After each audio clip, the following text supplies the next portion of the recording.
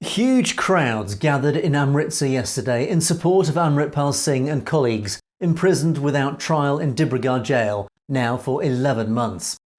The detainees, along with their families, have now been on hunger strike for 30 days, as their health rapidly deteriorates, with several hospitalised.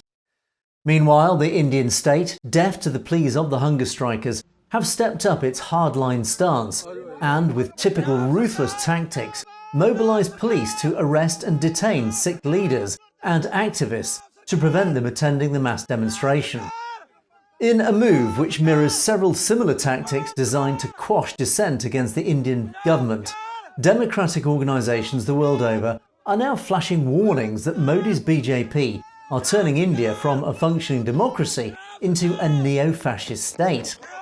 With general elections now announced, the RSS-controlled BJP are increasingly turning to state bodies like the Police, Ministry of Finance and the Ministry of Electronics and Information Technology to subdue or even destroy any political opposition or public dissent.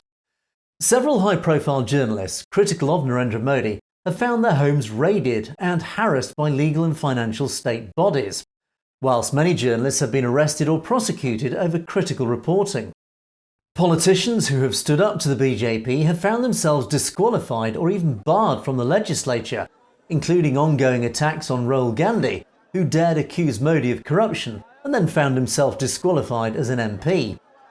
With elections impending, the BJP's main opposition party, Congress, has suddenly found its accounts frozen by the tax office under accusations of irregularities, thus starving the party of funds to fight the coming election. Online criticism of Modi's increasing authoritarianism has been particularly prevalent across the Sikh diaspora, the community who have suffered most at the hands of successive Indian governments.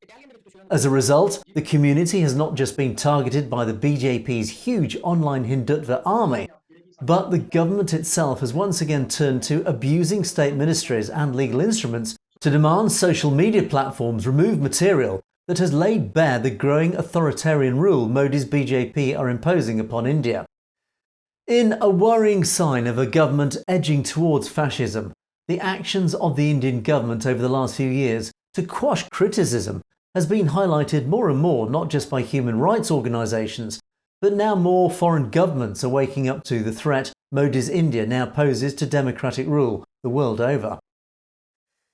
You've been watching Satluj TV News. Don't forget to click on that subscribe button to make sure you get to see stories as they're broadcast. And of course, if you have any comments or opinions on any of our news stories, you can comment below, or indeed drop us a direct message at satlujtv.com. We do like to hear from you.